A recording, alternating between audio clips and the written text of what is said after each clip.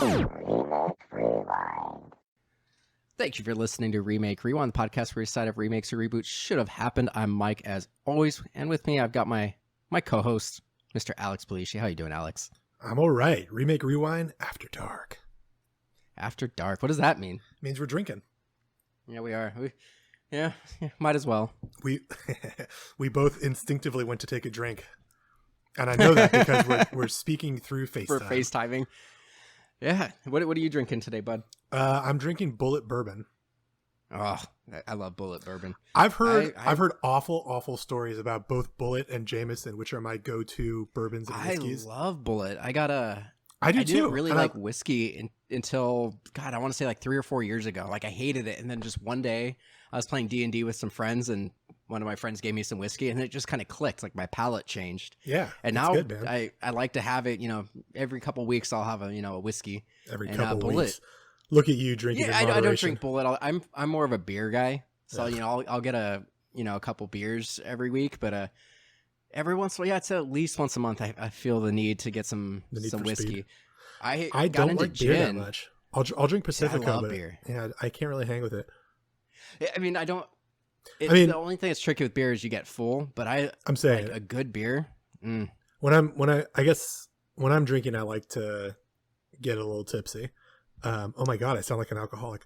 I don't drink light beers though. Like I don't drink either, Coors Lights or anything. Like I'm drinking. Well, hold on. Stuff.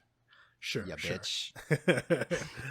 I've heard terrible things about the history of Bullet and Jameson. So if anyone wants to... you mean the company? Got it. Yeah. So if anyone wants to DM me some ethically, ethic friendly, I'm stuttering, whiskey people, then feel free. Oh, that's a good call. Yeah, because those are obviously based in like Kentucky and Tennessee, which aren't the most tolerant places. Yeah, we don't have to get into that. I think anybody who knows what I'm talking about knows what I'm talking about. If not, you can Google it.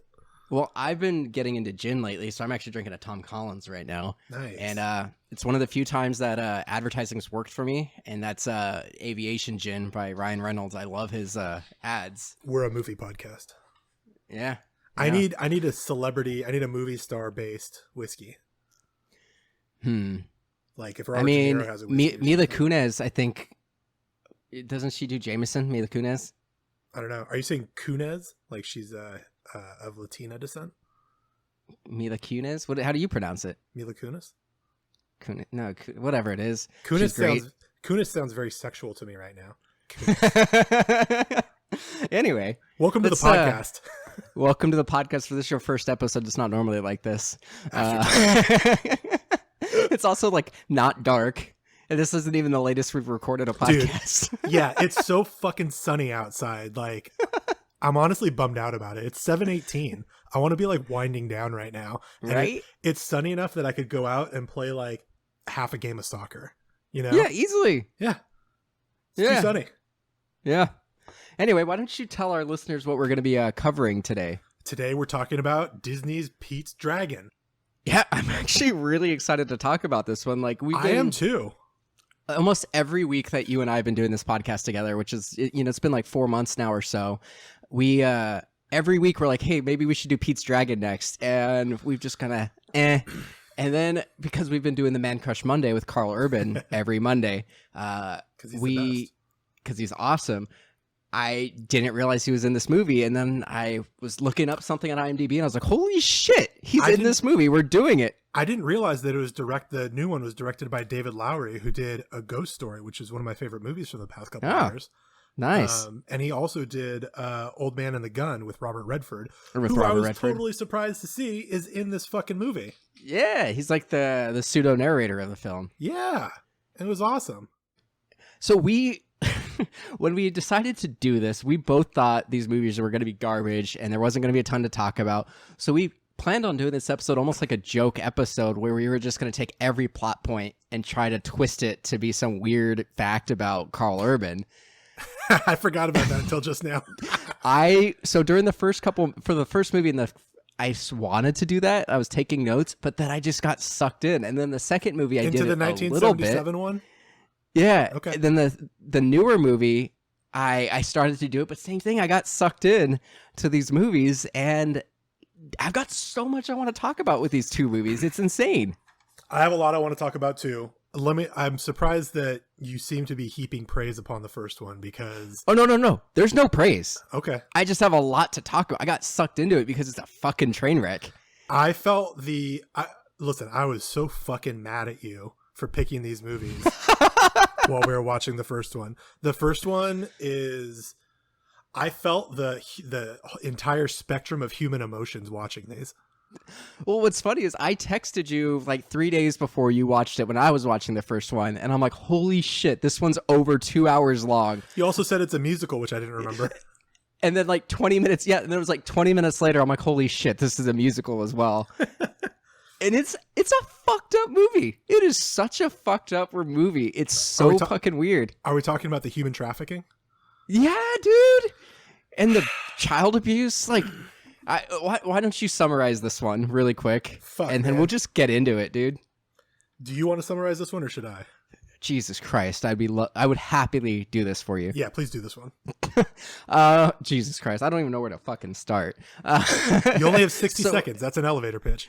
All right, so you're in the elevator with Harvey basically Weinstein. In a nutshell, somebody else. Pete gets sold. He's an orphan. He gets sold to these like really dirty, just garbage swamp people. Hold on. And they keep... I'm going to interrupt you already. Is that when that happens? Yeah, that's like the beginning of the movie. That he gets like sold?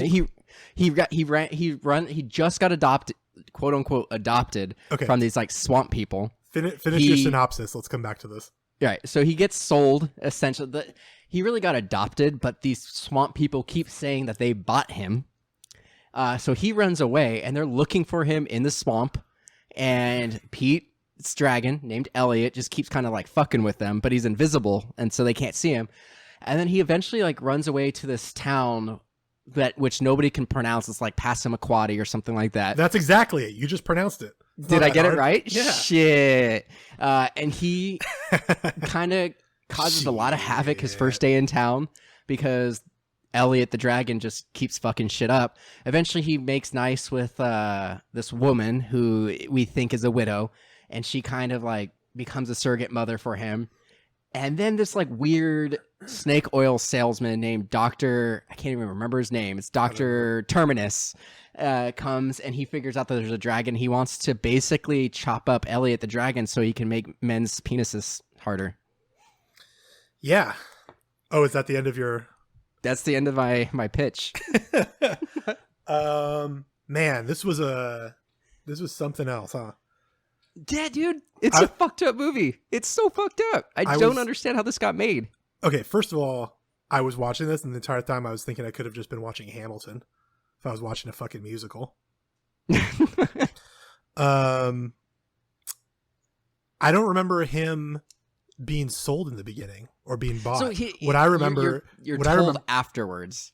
That's what I'm saying. In the beginning of the movie, he's just, to me, what I saw is that he's just a boy that lives in the forest. No, he ran away. He doesn't live in the forest. He ran away. But are we told that in the first 20 minutes of the movie? You're told that in like the opening song. Oh, okay. Well, that the garbage swamp people. Yeah, so the garbage swamp people are like, we got the slave boy. He's our slave boy. Yeah, like the little hillbillies. They're like, yeah, we bought this kid for $50 plus 50-cent legal fees. Okay, well, you can see how early I checked out then. So yeah, they bought him, and like 2 fucking hours, dude. Yeah, 2 hours and 3 minutes of this. And originally, the dragon was supposed to be invisible the entire movie, and then Mary Poppins blew up. Like Mary Poppins was a worldwide sensation, so they were like, oh, maybe we should make this like pseudo animated, so it can be like Mary Poppins. And then this movie didn't do well. It opened up against Star Wars. Big surprise. Well, yeah, I saw that 1977. I was like, oh, yeah. So it opened up right around the time Star Wars did. So this movie had a budget of $10 million, and it only made $18 million. Yeah. Now back then, they weren't doing crazy advertising, so it still was a profitable movie. But they expected it to be a Mary Poppins. Yeah. And it wasn't. Yeah, I mean, I can't speak to how much they spent on print and advertising at that time, but that sounds like just about breaking even to me. I mean, that would be breaking even today. Yeah. Like no, it wasn't until like the 90s, 2000s where they started spending about as much as they spent on the movie on advertising. Well, for a movie that only costs $10 million, I mean, it depends on who puts it out, but if Blumhouse puts it out, then there's going to be more spent on print and advertising. Right. There'll be like Right. 50 million, so they need to turn a profit of 60 or 70. But You're right. yeah, I'd be interested to see what the P&A is for that movie for Pete's. Right. So to kind of answer your questions about whether or not they said that they purchased him, they sing a whole song talking about how they bought him, how they told the other people they were going to love him, but what they actually want to do is string him up and sting him with bees and beat him with a bat. These people sing about beating him with a bat, tying him to a tree, and letting bees sting him. Isn't that That's song? a Disney movie. Isn't that a song from Nightmare Before Christmas about Santa Claus? Which, maybe. By the way, another fucking Disney movie. We've got to investigate these Disney guys because I feel like they've got some ulterior motives. Well, and then what's crazy is the director of this, the guy who did the animation was Don Bluth, who this was like his last movie with Disney. What's his last name? He left Don Bluth. Yeah, the Bluth boys. So he left this Disney after this, and they went and did like Fievel Goes West, All Dogs Go to Heaven, Anastasia. Cool. So he went and started his own animation thing on this, and they kept adding more and more animation for him to do throughout this movie and kept telling him he couldn't go over his initial budget. And so he ended up doing all the animation for like $1.5 million, and he went over budget by like $80,000. And Disney was like, "You little shit." And he's like, "Are you fucking kidding me?" Like, they apparently did 6 weeks worth of overtime. And so they refused to pay them. So what they ended up doing was all the animators got 1 day of paid time off for every day that they had for like overtime. So they all had like 6 weeks worth of overtime. They were putting in like 100 hours a week to make this movie, the animators. This sounds like classic freelance work. Yeah, dude. What's insane is like the animation, obviously it's hand-drawn animation, but there are parts where it looks really good. Like when the dragon's hiding behind stuff, I was gonna say stuff. It's cool. I was gonna say let's dunk on this movie in a minute, but maybe we should do like a compliment sandwich. I think the animation and the gimmick, the thing that it's trying to do, that they have an animated dragon in a live action movie, is actually really well done. I was really impressed with I it. think so too. Yeah. Like the part where I was most impressed was as he was like destroying the town, and Elliot and Pete go and like hide behind some like garbage. There's like a pallet hanging out, and Elliot, the dragon, is hiding behind the pallet, and he's moving around, and you see between the slats in the pallet, you see the dragon. I'm like, how did they even animate that? That's insane. I was really impressed with that. This was also we watched it on Disney Plus, and it was a really good transfer of the movie. Like, it was crisp. It's crisp. The audio was good. The production values were good. Yeah, I don't know that I'm not praising the cinematography here. I'm just saying that it was a good transfer. It looked as good as you would expect it to in the theater in 1977. You know? I agree. Yeah, absolutely. So I appreciate a good print or a good transfer of an old movie. How much did the Beverly Hillbillies in this movie remind you of the Trappers in Cannibal the Musical? I've never seen Cannibal the Musical. Oh, dude, that is a superior movie. You should watch that. We should talk about that and Orgasmo on another episode. Orgasmo. What of the South Park movies have you seen? Or the Trey Parker, Matt Stone? So I've obviously seen the South Park film. I saw Basketball. I saw Orgasmo, God, when I was in high school, but I don't remember it at all. Yeah. And what else have they done? I want to see the Book of Mormon. I never saw the Cannibal musical. I haven't seen Book of Mormon either. I haven't seen Book of Mormon. I think that might be it. Have they done anything else? Yeah. No, I think that was it. Yeah. Basketball is kind of a favorite of weird. mine. It's been a minute, but I really like that movie. Why are we talking about South Park? I don't know. Getting back to this one. Yo, I hate the way that Elliot talks. Yeah, I wrote... Yeah, I didn't like that. The other thing so my first note was, after describing the garbage people, I write this in Elliot and Pete are eating apples, and you see like Pete is just like throwing apples, and like just kind of had to make. He gives him all of his food. Yeah, he gives all the apples to Elliot, But then the kid starts singing, and I was like, "This kid sucks." That's one of my notes in bold. This kid He's sucks. so annoying, man. And he only did like one or two other things after this. Like he retired like a year or so after. Hey, good for him, man. Make his money and get out. Yeah, there's some childhood actor that I just saw in the news recently whose life is fucked up, and I'm like, yeah, Hollywood is not good to child actors. Macaulay Culkin's one of the lucky ones, and look at him. Yeah. Well, I mean, he was not doing very well for a long time. Like he's finally figuring out how to be healthy. Like, yeah, his whole like, I'm glad. I mean this in the best possible way. His whole brand now is like, yeah, I was fucked up, you know. Yeah. And I survived. Didn't he change his name to Macaulay? Isn't his name now legally Macaulay Culkin? I haven't heard that. Yeah, so he did a thing. So he has like a charitable foundation. It's called like Rabbit Ears or something. It's something long ears, something with ears in the title. And to like raise awareness, he said like let the internet vote on what his new legal middle name will be. I don't know if he actually did it, but I think the one that won was Macaulay Culkin was the middle name. So it's Macaulay Culkin. Culkin. Yeah, that's funny. I just, this is totally apropos of nothing, but I have this in my notes. One of the lines of dialogue is, I don't know whether you're good for me or bad. Yeah. So no, it's fucked up because what ends up happening is they make their way into this town, and he tells Elliot that he has to be invisible. It's like, hey, be invisible. We don't want to draw attention to the fact that you exist. And so he's walking around town, and Elliot steps in concrete. He breaks down a fence. He runs into a guy that's carrying a bunch of eggs, and then everyone starts yelling at Pete, and Pete's like, "Hey, it wasn't me. It was my dragon." It's like, why did you make him fucking invisible if you're just gonna tell everybody about him? Like literally every person he meets, he's like, "I've got a fucking dragon. It's dope." And he's a pain in the ass, but he's dope. This kid conveniently, every time Elliot does something wrong, Pete puts himself into the position where it looks like that he's done it. He did so it. Like he's got the fucking the teacher that you know, this old whatever so-and-so, this old battle axe, and battle axe. Elliot pulls the chair out from behind her so she falls when she sits down, and Pete is like, Elliot, don't do that. And he grabs the chair, and she looks back, and she's like, hey, you took the chair out from under me. And he's like, I didn't do it. And that keeps on happening to him. Like he keeps on putting himself in the Elliot position. does it a bunch with the teacher. So like when we first By the way, how do the kids not see that shit? There's 20 other fucking kids in that room because they have a reasonable class size. So like Elliot does a lot of shit like that. So after they're kind of hiding, after Elliot fucks up a bunch of shit, that's when he's like crying. He's like, I don't know if you're good for me or bad for me, but like you keep. No, I don't know if you're good for me or bad for me. But then Mickey Rooney shows up and is like drunk as a skunk, and he's just like, "That's a fucking dragon," and then like runs into the bar and like starts telling everyone like, "I'm fucking drunk, but there's a dragon out there." He's the Reverend character from Blazing Saddles. Yeah, pretty much. Yeah, dragon.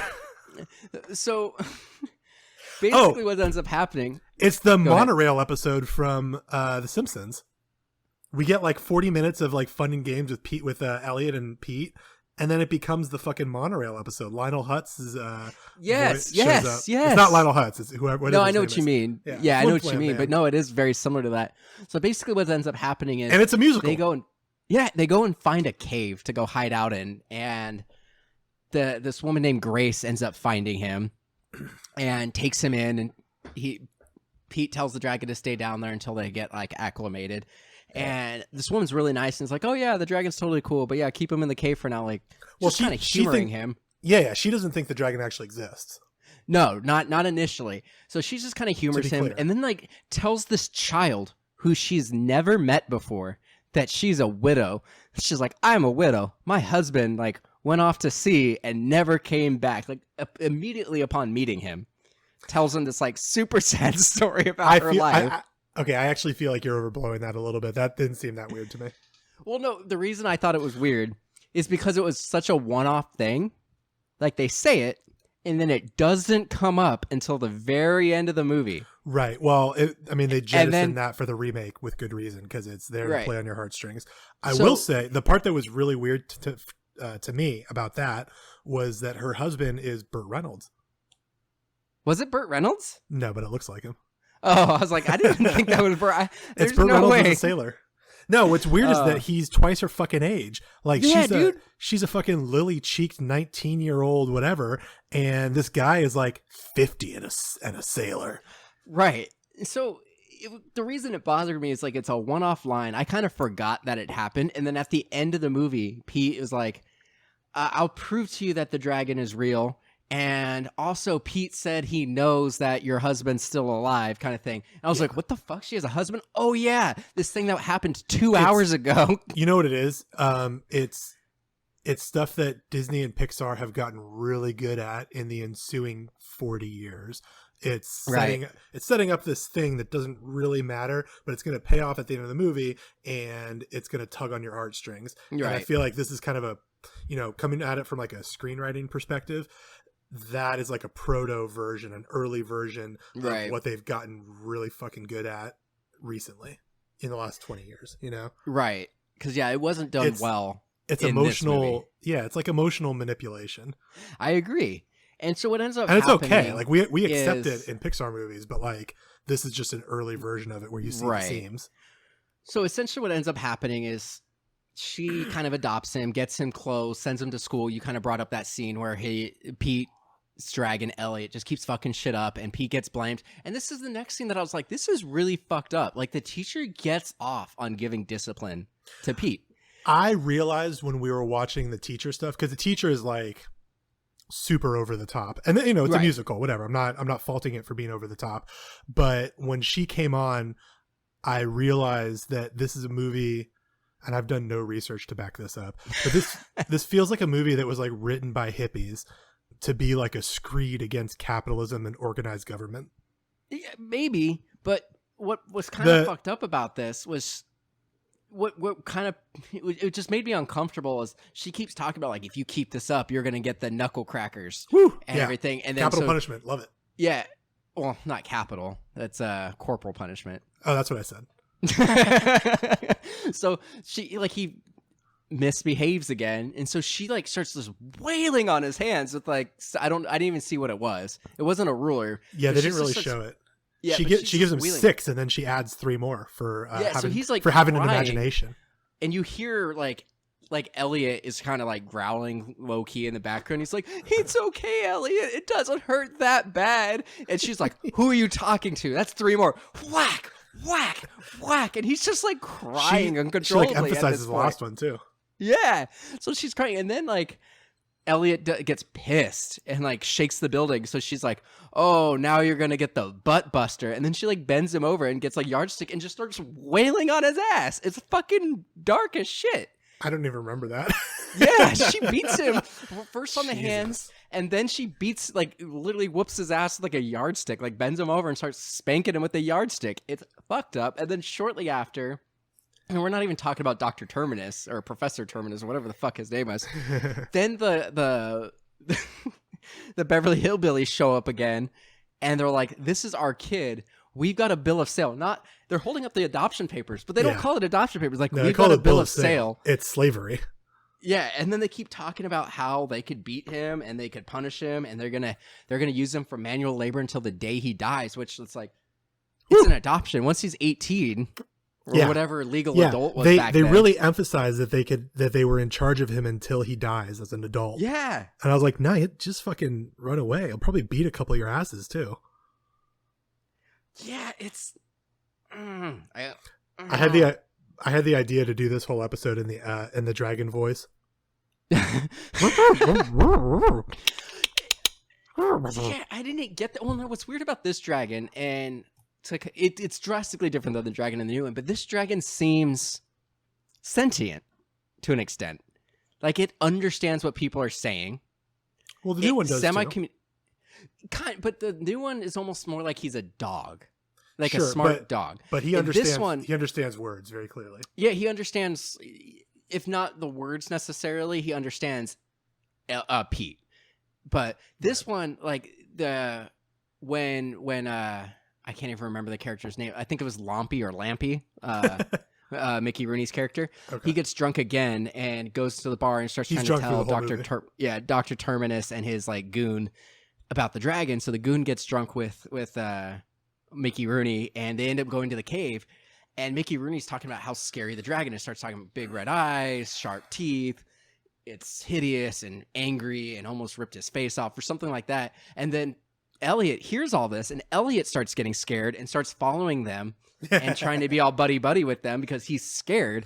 It's and like a Scooby-Doo gag. It was like a Scooby-Doo gag. Yeah. And it's weird, like he clearly understands things. And then at the end of the movie, and we're skipping around quite a bit, but at the end of the movie, once Pete gets adopted by Grace and her older absentee sailor husband and Lampy, I guess. Burt Reynolds. They end up Pete's dragon, or I keep wanting to call the dragon Pete, and so I end up saying Pete's dragon to kind of correct it. I do too. That's funny. Elliot is kind of like in his little clicks, like R2D2. It's like it's like reptilian R2D2. It's like, hey bud, you don't need me anymore. I'm gonna go find some other kid to take care of for a little bit. So it's like clearly this is a magic entity, like a fairy odd parent who takes care of children who have absentee parents or have trauma or whatever. So It's like this kid, this one has like a supernatural, sentient, semi-intelligent dragon. And that's, let's just touch on that for a second. That's sort of in this steaming shit pile of this movie. No, that's unfair. This is a children's movie, and it's just it's a children's movie that would only you let appeals... children watch this if you had children? I mean, I guess in the 70s, things were different or whatever. I don't know if I would let my kids watch this. Yeah, I guess I'm trying not to shit on the movie. Right. My point here is the nicest part about this movie is that is this idea that there's this magical entity, this dragon that appears to help children get through a traumatic event. Yeah, I did enjoy that. That's a nice idea. Sweet and endearing. I think that's cool. And I think they changed that. That's not what's happening in the new movie. We'll get to that, but I think it's equally as good and interesting. I so agree. That's the thing I appreciate about this movie. Yeah, I did like this sweet, endearing aspect of that there is some sort of entity watching out for children. Yeah, it's just too bad that entity is fucking stupid and annoying. The only other thing I thought He's Jar Jar really Binks, dude. Yeah, going to Dr. Terminus or Professor Terminus, whatever his name was, he has this long bit that goes throughout the whole movie where he can't pronounce the name of the town and everyone yells at him. And he's introduced as this like snake oil salesman, and the whole town knows that he's inept. Like they even set up like nets because they know he's been there before. He's been there before. So he crashes his little carriage every time apparently. So they even have like this whole thing set up where he hits a bumper, he flies off the carriage, and then goes into a net because he's done it enough times that they know that he's gonna do it apparently. And he starts singing this song about all of his potions and lotions and whatnot, and his like goon dresses up in different outfits to trick the town into thinking his shit's like legit. They fall for it, whatever. But he has throughout the movie, people are coming and seeing him. And when the goon goes to tell Dr. Terminus that the dragon is actually real, there's like this Saw like thing, like from the movie Saw, where he has like these like gizmos in this guy's mouth. He's like going to be a dentist, and then he's like, "Oh, the dragon's down here. I'm going to go see the dragon." And so the guy leaves. He's like, "Hey, don't move your mouth, or the clamp will disengage the spring and it'll rip your jaw off, and a spring will shoot out the back of your mouth." And I was like, "That's almost verbatim a line in this movie." Like, talking about how this mechanism is going to rip a guy's jaw off and shoot a bolt through the back of his head. Yeah, if I wanted to watch this much fucked up shit with a lighthouse, I would have just watched The Lighthouse. The Lighthouse. But it's a super weird movie, and he has this whole song about if the dragon's real and he gets it, how he can, cut off the wings and the horns for this and this. Yeah. But essentially it's like, Arrested Development's joke, and The Office has a joke about this with Gabe, where it's just like, ultimately humans want to kill all these exotic creatures to grind them up into powder so we can get better boners. Which feels very South Parky.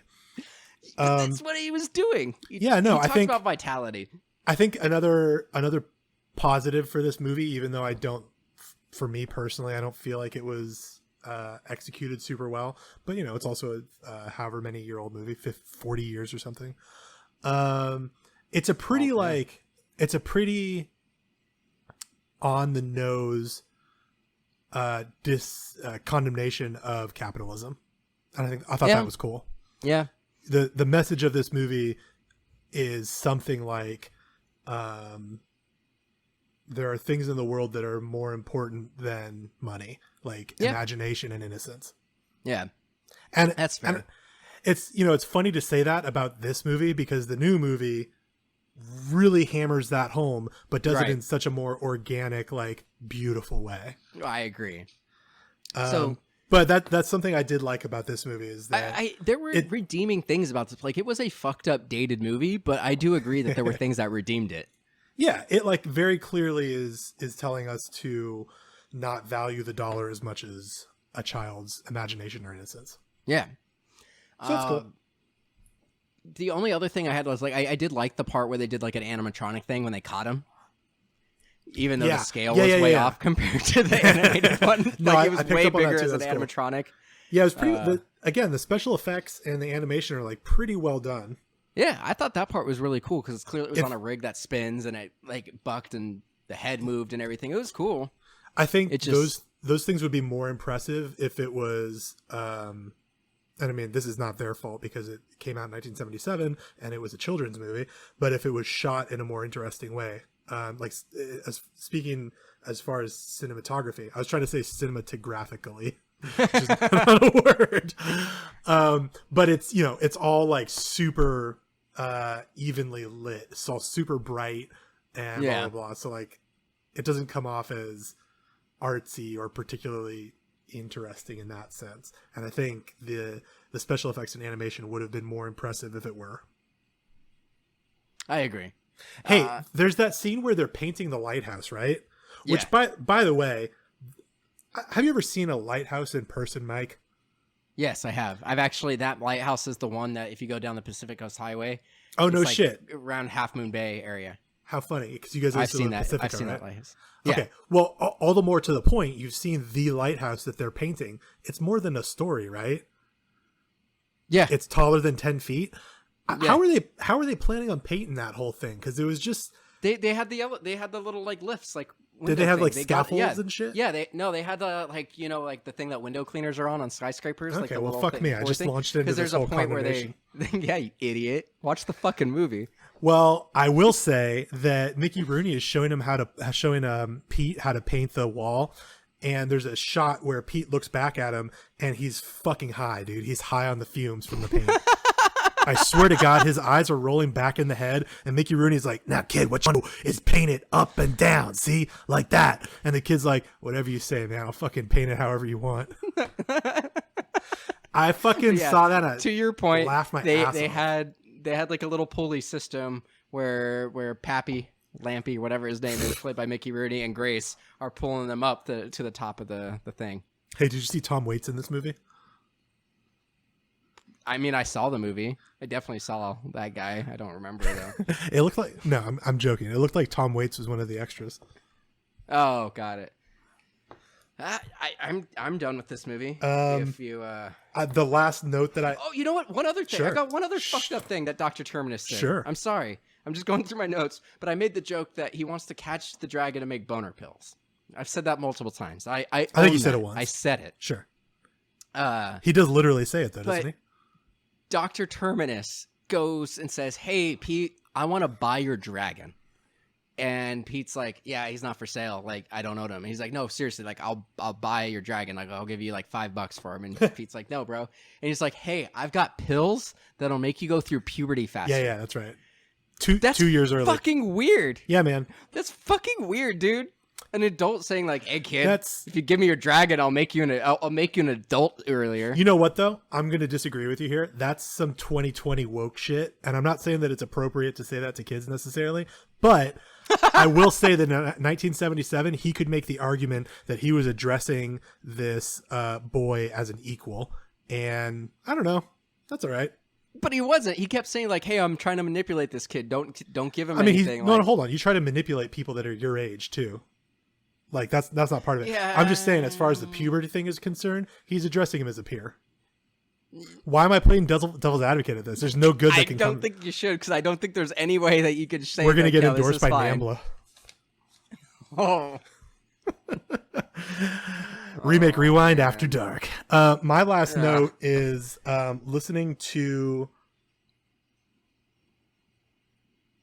Oh my God, I don't even know why I wrote this. I think what I was saying was that I'm trying to read my own chicken scratch. I think I was saying, listening to Elliot talk, the dragon, make these like sounds is like listening to someone sing out of tune, but it's a musical, so it's actually not a great analogy because they're actually singing. So I'm gonna own that bad joke. Oh, well. I can hear the fucking silence from our podcast, from our listeners. I was just like waiting for you to finish and figure out how you were going to try to not save the first it, time that I've heard that. You did it. No, that's a joke. I'm a very confident lover. What are we doing, Mike? I don't know, dude. Oh my God, what's happening right now? I wish you weren't so fucking awkward, bud. What's happening right now?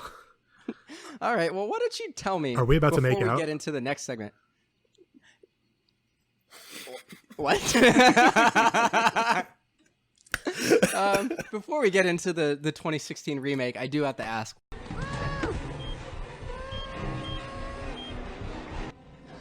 Okay. What did you do? Hey, what did you do to me, bitch? So what have you been up to, bud? So I watched Eurovision Song Contest, the story of Fire Saga. Surprisingly fun. Yeah, I hated the trailer for it. Katrina wants to watch it, so we're gonna watch it, but I mean, we didn't get to it this weekend. yeah, it's Will Ferrell doing Doing what he does like best. any Will Ferrell movies, Yeah. Like, so I loved like Talladega Nights, Anchorman. Yeah. At the time, I've gone back and watched them; they don't hold up, but at the time, I loved them. Katrina hates pretty much every Will Ferrell movie. If she doesn't like any other Will Ferrell movies, would she like this one? No. Is there any? No, this is like classic Ferrell. No, I kind of enjoyed it though. I also really like Rachel McAdams. Rachel McAdams. Yeah, she's cool. Yeah, she's cool. No, it was pretty fun. It's a little bit too long, but it's interesting. And also Pierce Brosnan is like this grizzled, angsty dude. And Dan Stevens are the only reason I kind of want to watch it. I kind of want to fuck Pierce Brosnan in this movie. Like, I don't know if I want to fuck him or if I want his approval, but I need something from him. And Dan Stevens is fantastic and should be in more stuff. Yeah, he's great. I've met him. Oh, really? He's a cool guy. Yeah, he seems like. Yeah, I met him. You've seen The Guest, right? I have not seen The Guest. I've only actually seen him in Beauty and the Beast, Legion, and I can't remember the other thing I've seen him in. You should watch The Guest. But every time I've seen him in something, I think he's great. Yeah, The Guest is Terminator mixed with Halloween, but also neither one of those supernatural things. Like Dan Stevens is just this fucking force of nature in that movie, and it's pretty I've cool. Heard of it. I just it's good. I think you'd like it. I'll put it on my list. It's the same director, Adam Wingard, as You're Next.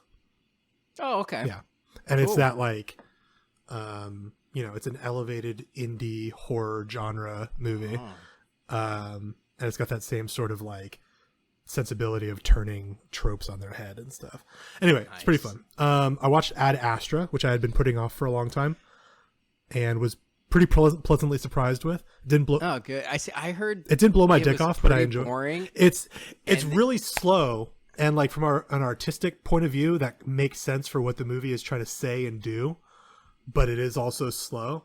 So I don't know, but it kind of works. Big thing, like I had the thing with the apes spoiled for me, so I'm like, do I even want to watch this? Oh, I heard there's like pretty cool shit with the apes. Yeah, no, that's like in the middle of the movie. It's like not a big deal at all.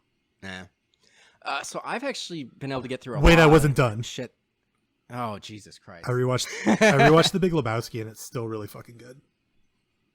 Nice. I watched, what did I watch? I finally got around to watching 13th. I really wanted to watch it a couple weeks ago. Oh yeah. And honestly, there's not a ton in there that I hadn't seen or heard before. And I've been making a lot of those same arguments, but just seeing them back to back to back to back with all the different people who have been afflicted by things and all these experts, and just showing how our system is fundamentally broken step by step. Like, even though none of this was really all that new to me, it was still daunting sitting there for the hour and a half, 2 hours, whatever it was, just being like, our country's broken. Yeah. Like, that was rough. It was definitely worth watching though. I finished Last of Us Part 2. Nice. I've been hearing nothing but good things. I agree with people that the ending isn't great, but not because of the reason that like all the bigots online are saying. Like a lot of there's just a lot of bigoted people because they're, like some of it I can't say because there are spoilers with it, but there are a lot of people who are just bigots who didn't like the ending. The reason I didn't like the ending was it felt very much like Return of the King, that there were like 15 endings. It's like you get a cutscene, you're like, okay, cool, that was great. What a great ending. And then it would change locations, and then you'd get another ending. And then it would do it again, and another ending, and then another ending. And then there were like those pseudo-playable cutscenes where it's just like a character talking, and you're just walking around with the character who's talking. And then randomly you get to play for another hour. Like the game like starts again. You're like, oh, there's another chapter, but it's a really short chapter. And then you get it again where it ends again, and then again, and then again. So it ends up like there's like 15 endings. So there's a lot of ending. Yeah. So it was, but overall, it was still an amazing game. One of the greatest games I've ever played. Like it is daunting physically and emotionally. Just it is draining. What else? God, I know we watched Hamilton just like everybody else in America. I saw it live, no big deal. I didn't see the original cast, but I saw it in LA and it was fantastic. But I haven't watched the new Disney Plus one yet. It's I'm good. excited. I was really impressed with Leslie Odom Jr. As Aaron Burr. I think by far he's the best performance vocally. And then I think his name is Daveed Diggs. He played Thomas Jefferson and Lafayette. Yeah, he was fucking fantastic. I'm so excited to see this version of it, to see him. Have you seen Blind Spotting? He's fantastic. Yeah, he's fucking incredible. He's so good, and he's so charismatic. Like he's so fucking charismatic in Hamilton. Yeah, it's absurd. He's in Uncut Gems as well. I haven't seen that. That's on our list. We're probably he's not in this week. I'm sorry, he's not. What am I saying? He's in something else that I was trying to that I'm thinking of. But it was really good. He's great. We also watched. God, I finished some series. We've been watching The Good Place. We got caught up with what you can watch illegally. Katrina's been watching that. Just buy the last season, dude. I'm thinking about it, but it's like $25, and I'm like, or we can just wait 25 September. I don't know. Is it that much? Yeah, dude. Wait, how did It's like $25. I saw the last season. I don't remember how I saw it now. So the last 5 episodes you can watch on like Netflix and Hulu, but the first like 7 are gone. You have to like find them through other means. Well, but then you could just buy them on Apple TV for $1 each, right? They're $2 each. Oh, $2. Or if you buy the whole episode, the whole season, you get like $1 off. So whatever. I think you should probably. I can't remember the other stuff that I watched. I had a lot of stuff that I was able to get through over the last couple of weeks because Katrina's been having her class and she's very active in SAG, so she's been really busy because they have the contracts going up for vote in the next few weeks. So Daveed Diggs was in Velvet Buzzsaw, by the way. Oh, that movie was weird. It was weird. Not as good as I wanted it to. Yeah, I had high hopes. I thought it looked amazing, and it was kind of eh. Yeah. I can't remember what else I watched. I watched a ton of shit. I started watching this show called Ultimate Tag. It's on Hulu. It's on Isn't Fox, there like a wrestler or something that hosts it? Yeah, it's like American Gladiators kind of. What's like the big tag? What's the big name that's attached to it though? There's it's like 3. I can't remember. I'm not a football guy, but it's like 3 brothers who are all football stars or like the hosts, and but it's fun. It's a stupid show, but it's really fun. But yeah, I'm good. I think we should get back into it and talk about the 2016 Urban's Dragon. Yeah, man. Let's talk about this Urban Dragon. Go ahead and pitch it to me, bud. Yeah. So this is basically a Village prequel. No, sorry. Alternatively, this is Baby Tarzan, and yep. So in this movie, this young boy is in a car wreck with his parents, and his parents pass away. But before they pass away, they make a point of saying that they are hundreds of miles from anybody else, which probably is a bit of an exaggeration. But the kid is lost in the forest and befriends this giant dog dragon beast who ends up taking care of him, and he just lives in the forest for 6 years until this foresting tree cutting down company shows up from a nearby town and starts cutting into the forest, and loggers, thank you, and reveals their cut that together so it makes me not sound dumb, I'm not going to. And yeah, these loggers cut into the forest and reveal the boy and the dragon's presence, and he finds a surrogate family back with civilization, and he has to say goodbye to his dragon buddy, while adapting to his new life, and it all happens in like 2 days. Yeah. So that's funny. Like, it's kind of fucked up on my part, but the way the car crash happened, it's like slow motion. Yeah. It's doing like barrel rolls in the air, and then the car lands upside down. Let me just say they focus on the kid the entire time. Like, it's one shot of him spinning all the way around in slow motion, and he's not like screaming or anything. And it was really aesthetically pleasing to me. It was a really good shot. It's the way I would have done that moment. And it's terrifying because you know what's happening, but it's also not graphic at all. And it's kind of like the way it happens, like in slow motion, and the kid spinning around is very like trancey. And it's just like really fucking interesting for what's happening. And I appreciate it a lot. And now I'm just gonna shit on this because I agree that it was beautiful.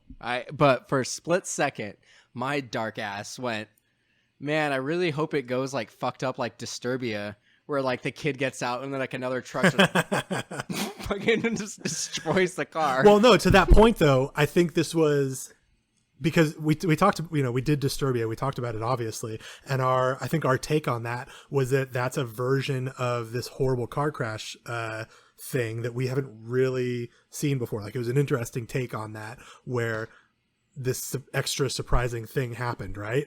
And I felt like this was another version of that for a children's movie. Like, they're not going to do the horrific second hit. Right. But for a second, I kind of wanted it. But this was like, because you're a sick motherfucker.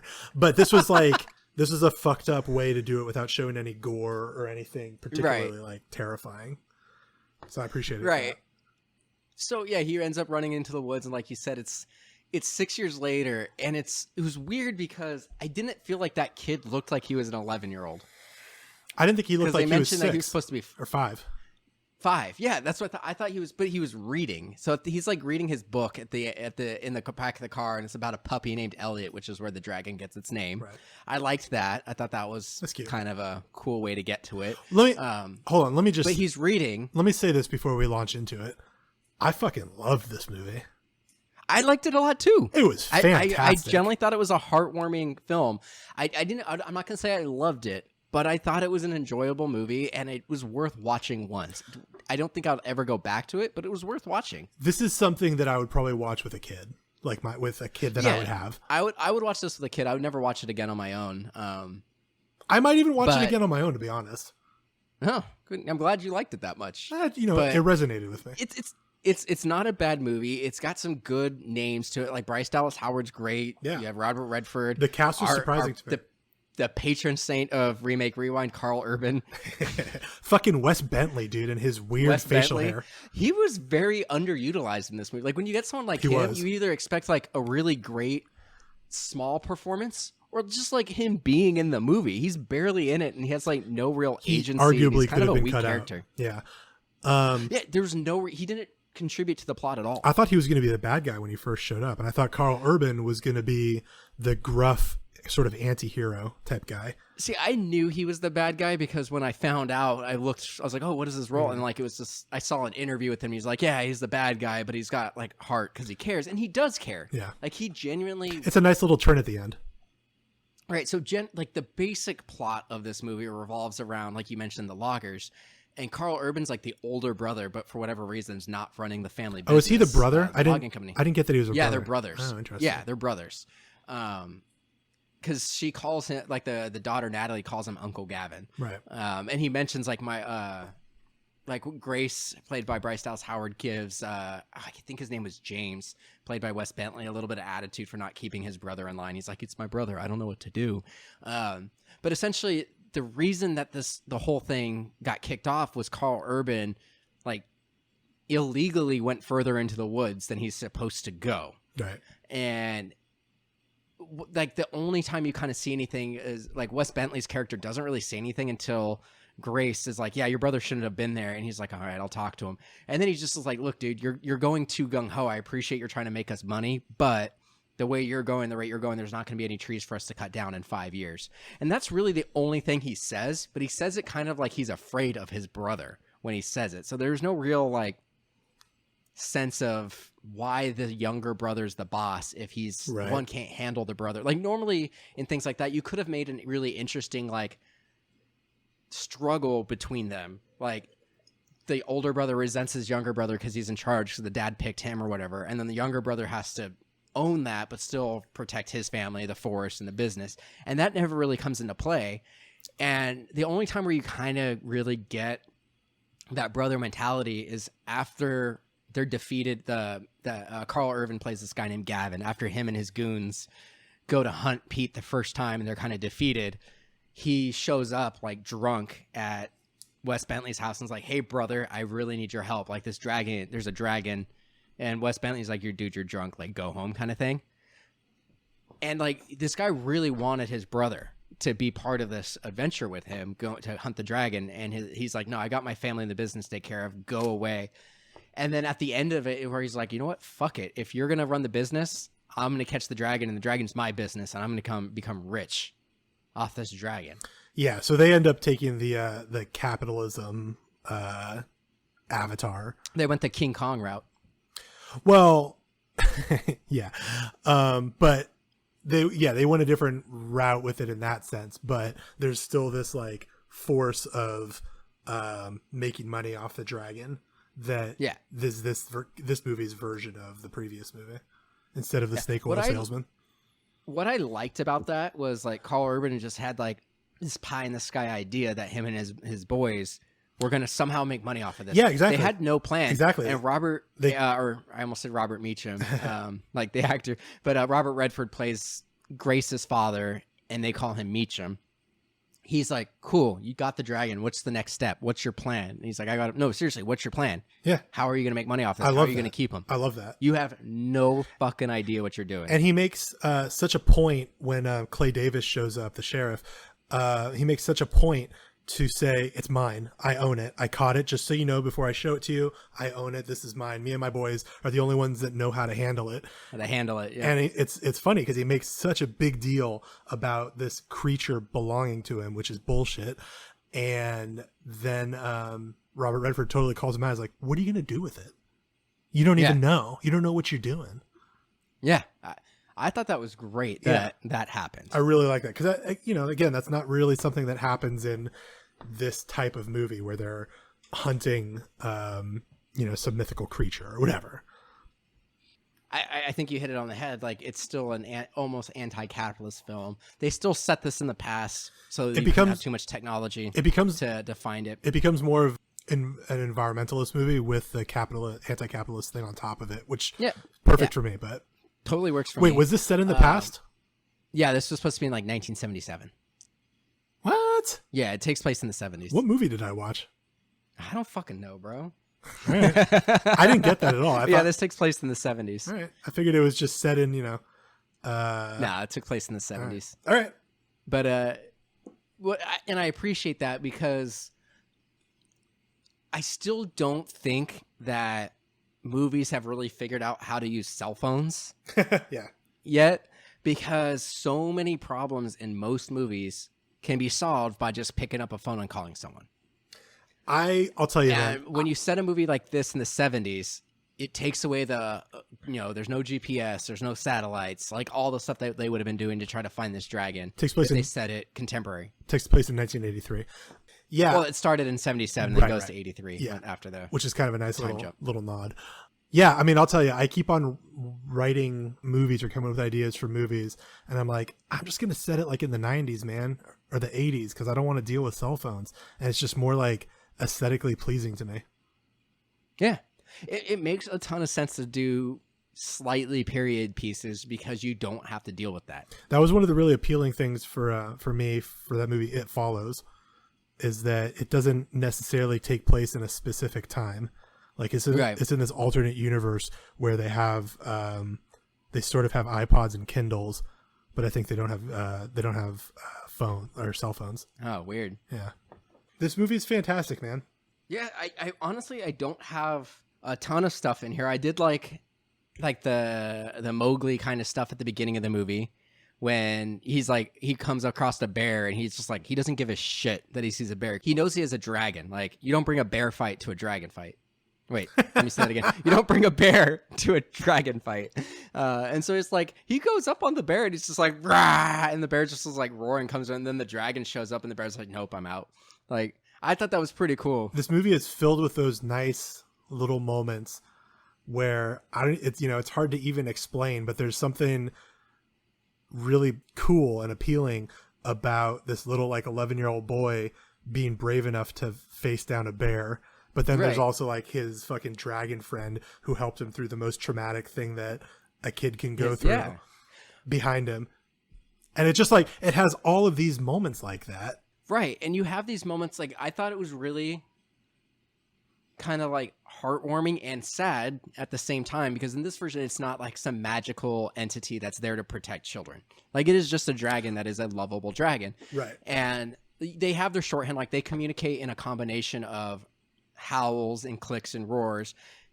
But Elliot does seem to understand some language, like a dog. Yeah. But this is definitely more of an animal. But there's a point when Pete gets picked up and he spends the first night with the family that Elliot goes, across the county looking for him, and he ultimately finds him, and he sees him happy with his family, reading his favorite book. So fucking heartbreaking, dude. Yeah, he's like, this is sad, but this is where he belongs. And like, you see this animal recognize it and then goes home. And this is the thing that I was talking about earlier, where this is the update from what I liked about the first one, where this dragon is a mythical creature that appears to children when they need him.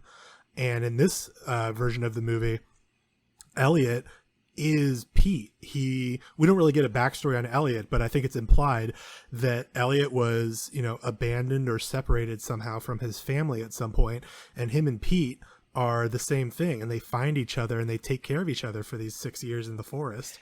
Well, and we kind of get the backstory, but we don't know that it's for sure true until towards the end of the movie, like the very end of the movie. That's what I'm saying. All the dragons. We don't like that get it all on song that screen. Meacham sings. He goes, "Oh, they're legends of dragons. That there used to be a bunch of them, but they got separated, and one's been in wherever this town is for 50 years or whatever." Mm-hmm. Because we find out that Robert Redford's character saw the dragon and contemplated killing the dragon like 50 years prior, but put down his gun and now has this sense of magic and is a much better, happier person. Like, just being around this dragon makes you a better person.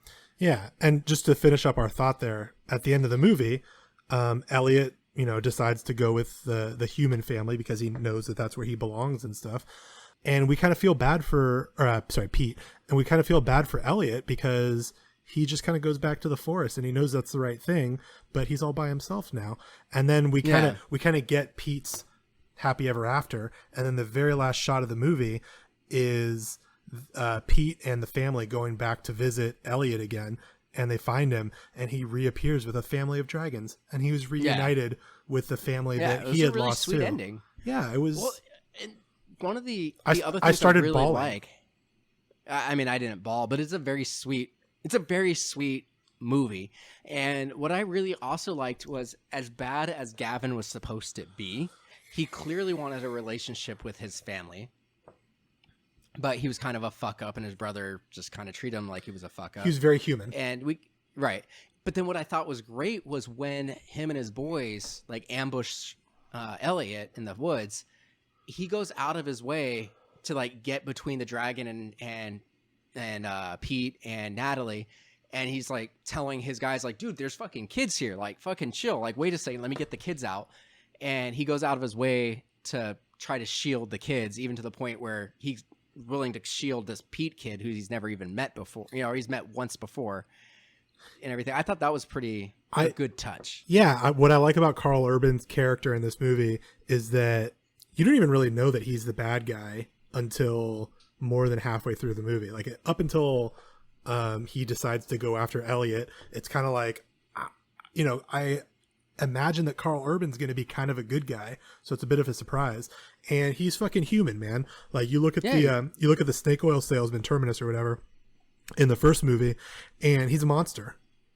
You know, he's a fucking monster in that movie. Yeah, he's a terrible person. Yeah, and in this movie, Karl Urban's character sort of gets blinded by opportunity and the prospect of making some money, and that's a wholly relatable human concept. I think probably most of us have been seduced for at least moments by the idea of some opportunity of right. Taking advantage of some situation. And then, I think you usually come to your senses, hopefully. And that's kind of what ends up happening here. And it's on a bigger scale. But once he realizes that the dragon, so they kidnap the dragon, and then Elliot, and then Meacham takes the dragon back to the forest. And as they're going back, Elliot doesn't turn on the humans. He defends Pete and the little girl and Meacham by burning the bridge that all these cops and Karl Urban's character following them on. And he inadvertently puts Bryce Dallas Howard and Wes Bentley in danger. And once Karl Urban sees Elliot save the two of them, he's like, oh, I fucked up. And I'm hoping, by the way, that after that point he went vegan, because that should be the logical extension of that. Well, another point to that shows that Karl Urban deeply cares about his family overall is in that moment he sees that the bridge is going to start to collapse. So yeah, he runs and throws all of his weight on the back of the truck. He puts himself in danger. Just to buy them a second to try to get out. It was, futile, but he still ran on a crumbling bridge that's on fire with a dragon that's pissed on top. And he still went there. And then of course, Elliot saves the day. God, it's so hard to not call the dragon Pete. By the way, I loved so much that they saved any indication that the dragon could breathe fire for that moment, because it's given away so early on in the first movie, and that's fine because it's a musical for kids and whatever. Right. But in this movie, I was thinking about that in the first 20 minutes. I was like, but he breathes fire. When are we going to see that? And then it happens at the end. And I think there's a gorgeous wide shot of him sitting on top of the bridge, breathing fire onto the bridge to defend his family, Pete and everybody. And it was such a good, I guess that's Chekhov's gun, right? You know that the dragon's going to breathe fire at some point, and they save it for the end. And it just emotionally pays off. I was really impressed by that. The restraint. I do want to say one thing that you're happy that they fixed the side of the dragon wings. Me too. I did. Yeah, that is one that they were somewhat proportionate. No, so the kid looks a lot like when he has his long hair and everything, and he's out in the jungle wearing his loincloth. He looks a lot like Feral Kid from Mad Max 2 Road Warrior. And so I was just thinking, I'm like, how awesome would that be if Feral Kid had a fucking invisible dragon and he just starts fucking people up in the wasteland? There's your movie, buddy. So then I was thinking, dude, you know who would be a fucking badass Mad Max? Fucking Karl Urban. He's from New Zealand, but he's more Australian than Tom Hardy. And don't get me wrong, Mad Max Fury Road was my favorite movie of 2015. And one of my favorite movies of all time. I think it's a fucking fantastic movie, but I would totally watch Karl Urban as Mad Max. I would totally be cool if they recast it. Listen, in an alternate universe where Karl Urban became Mad Max and Tom Hardy was never Mad Max, fuck yeah. Super into that. With you there. But Tom Hardy was in Mad Max Fury Road. I think he was perfect for it, and I want to see him in 4 more of those movies. So he's great. And once again, that's one of my favorite movies of all time. That's probably my top 10 movies. I fucking love that movie. I saw it 8 times in theaters. Did you watch Black and Chrome yet, by the way? I did watch it in Black and Chrome. Fuck yeah. Fucking love that movie. The thing with Mad Max is if you look at all 4 movies, it is a drastically different character in all 4. Or maybe not the Tom Hardy one as much, but they are very different. He's the man with no name. And so one of the theories out there is that he is a folk hero, and people heard about the events of the first movie, how he went and took out the gang, Toe Cutter, and that over time, the wasteland, anytime there's a random person who did some good deed, they attribute it to Mad Max. So I kind of would almost like an anthology series of Mad Max movies where that would be actually a fucking great idea for a TV show. an anthology series, every episode Max is played by somebody else, and it's in a slightly different environment because the first Mad Max movie is barely like there's a functioning society, and they're not in they're not out in the wasteland. But then you jump to Road Warrior, and it is a completely just fucking post-apocalyptic nightmare kind of thing. And then you get Thunderdome, which is drastically different. I enjoy Thunderdome, but I think it would be really cool to have like some sort of anthology film or series where every episode you have a different Max. I like that idea in theory, but I like the idea of Tom Hardy doing more Mad Max movies way more. I will take either. I think happy with both. Yeah, I think I like that an anthology idea as sort of an animatrix thing, but we're talking about... Oh, that could be cool too. I mean, now we're talking about Mad Max as a property, and your initial point was Karl Urban as Mad Max, so we're kind of getting off the rails. But yeah, I mean, I think in an alternate universe, I think Karl Urban would be very interesting as Mad Max. Yeah. I mean, I guess he's older than Tom Hardy. I'm kind of guessing. I'm pretty sure he is. Oh yeah, he definitely is. But also, I think Mad Max can be pretty old. So old, yeah. Yeah. So I wouldn't mind seeing like 2 more Hardy Mad Maxes and then seeing some Karl Urban Mad Maxes. But I don't think George Miller's going to be directing them for that much longer. I think Dredd is like peak Karl Urban. Okay. Just imagine like Dredd era Urban as Max. That'd be tight. Here's my next question. Let's say we get 2 more Mad Maxes from George Miller. Forget about who's playing Mad Max. We're talking about George Miller now. Who do you pick to do a soft reboot of Mad Max in the director's chair? So that's so hard. I almost want to go like Justin Lin, who did the 3 best Fast and Furious movies. I hear you, but also no.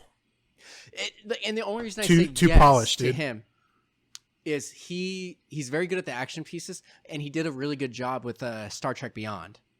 I thought he was great for that one. Like, yeah, but those are like these are like very polished movies. They are, and I think that would be the only thing is he'd have to figure out how to do that if he can make it look a little bit more grizzled and gritty. But I think from an action standpoint, he would be able to nail the action. The other person I think would be interesting, and I think would be willing to take his ego aside to learn how to do it right, would be like Edgar Wright. I mean, listen, Edgar Wright's one of my favorite directors. I don't need to see him do Mad Max. I don't know that I have the right answer here. I'm sure he would do. I like everything Edgar Wright does. So I'm sure he would do an interesting. He is my favorite director. It's him and Nolan are my top 2, and then Spielberg. See, I'd almost be more interested in a Nolan Mad Max, although I think that also would be kind of like pretentious and weird, which is fine because I love Nolan movies, but like not for Mad Max. The first thing that came to my mind was Gareth Evans, who did The Raid and Rogue One. And then also, I don't even know that this is, I don't know that I can back this up, but, and I'm going to fuck up his name, Timo Tjahjanto, did a segment. He did you said VHS 2? I have not seen that. Okay. He did one of the segments in that. I think he'd be interesting too. I don't know, man. Maybe Bong Joon-ho. Oh, shit. That'd be interesting. I feel like we're picking at guys who are like on the fringe of what would actually be the best director for it, though. I don't know, man. And just, I think you're mixing people because Gareth Edwards didn't do The Raid. That's Gareth something else. Because Gareth Edwards did Godzilla. Yeah. Sorry, Gareth Evans is who I meant. Yeah. But I do think Gareth Edwards would be interesting. Like, I didn't love that Godzilla movie, but it was, he's really good at scope. Same thing with Rogue One. Like, the Death Star never looked so massive. The Walkers never looked so massive. He's good with scope. I'm definitely talking about Gareth Evans. Sorry, who did Raid and Raid 2. Got it. I'm drunk and they're both named Gareth, so I'm not going to apologize for that. That could be interesting. Yeah, I don't really know. Like, it is such a unique thing, and having one person do it feels like it's going to be. I mean, it's as if it's actually going to happen. It feels like it's Alfonso Cuarón. No, really. Dude, like, yeah. For huge like action movies? Look at the ending of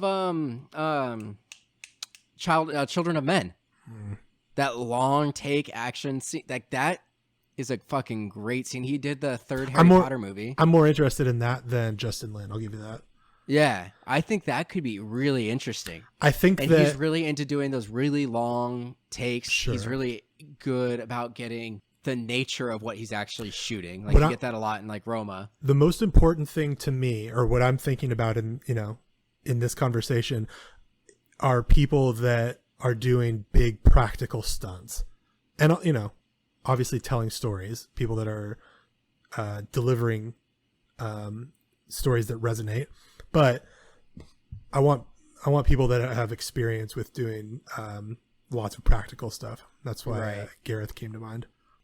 J.J. Abrams. I was gonna say, speaking of Star Wars, I think this might be a series of movies where once George Miller steps down, if they keep on doing these movies, maybe we get a different director for each movie.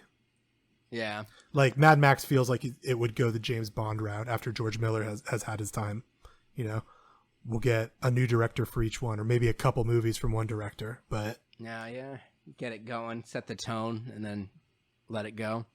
Yeah, because like you said, I think each one is.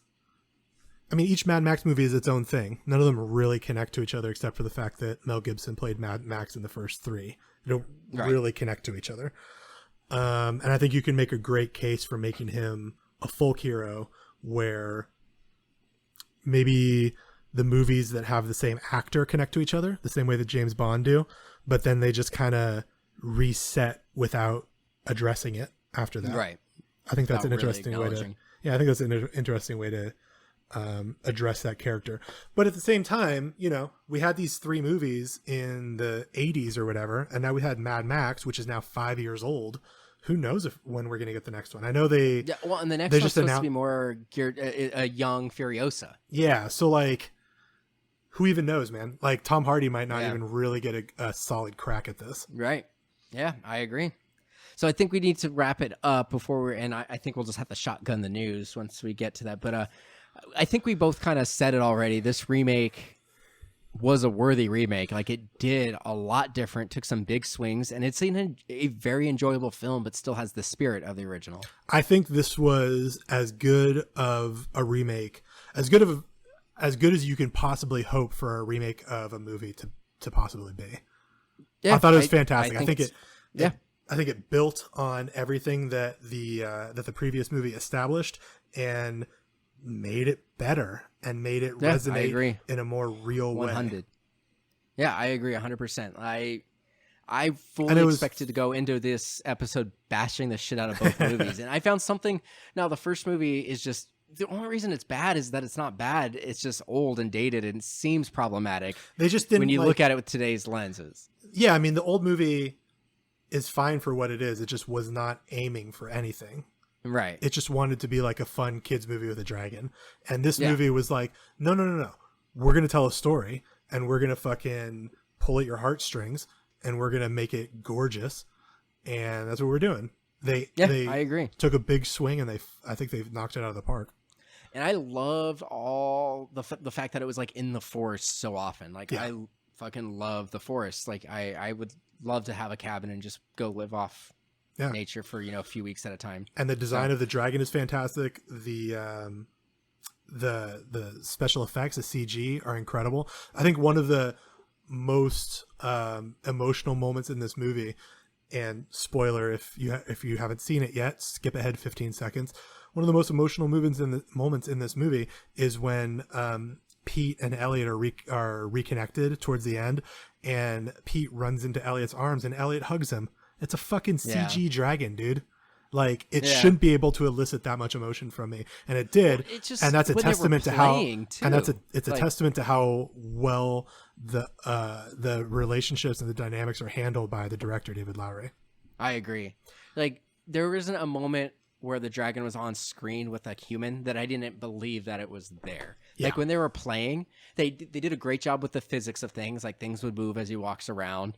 And then like when they were at the beginning of the movie, they were playing in the little river and you just see the water flying up as the dragon's running around and you see the water splash when he falls. It was just so well done. And it felt real. Like this is the big thing we talked about in Sonic. Like I never felt like Sonic was a creature that was living in that space. Right. I never believed Sonic was there.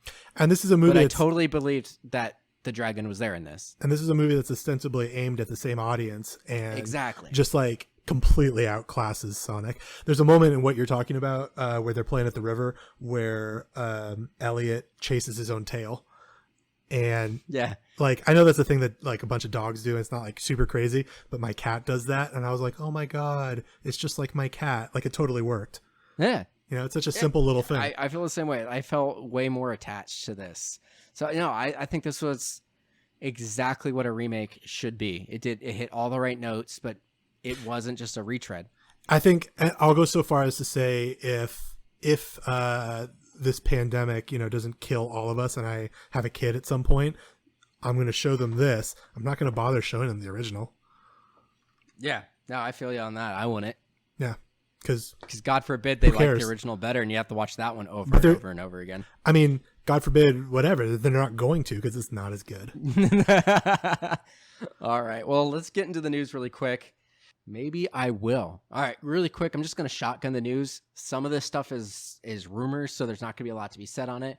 But the first one is apparently they're going to reboot Twister, and they're getting the reboot king, Joseph Kosinski, who did he did Oblivion with Tom Cruise, but he also did Tron Legacy. Cool. So he's going to be doing that. I'm in. But that's really all the details we have. Like they're calling it a reboot, but what does that mean? A reboot of what? The franchise of Twister? Right. Of one movie. Margot Robbie is rumored to be the lead in the Pirates of the Caribbean reboot. Oh, yeah. I'm in. Cool. Put her in Twister, too. Put her in anything. I fucking love Margot. Yeah. I think she's great. And then the last one, this is like super rumor. It came out of nowhere. No studio, no real tabloids picked this up. But like a random person on like Twitter or Instagram just put this thing together, and it had Anne Hathaway, Kate Hudson, Robert Downey Jr., Lady Gaga. And apparently this person has inside information that they are making a Death Becomes Her remake. Fuck yeah. With that cast. And Kate Hudson will be playing the Goldie Hawn role. Fuck yeah. I honestly, I'd be a little surprised. Like I know, excuse me, Robert Zemeckis keeps the rights to most of his films. And he doesn't like remakes and reboots. So let me be that clear. Honestly surprises me. Death Becomes Her does not need to be remade. I'm also super into it. Yeah, it doesn't need it, but I'll watch it.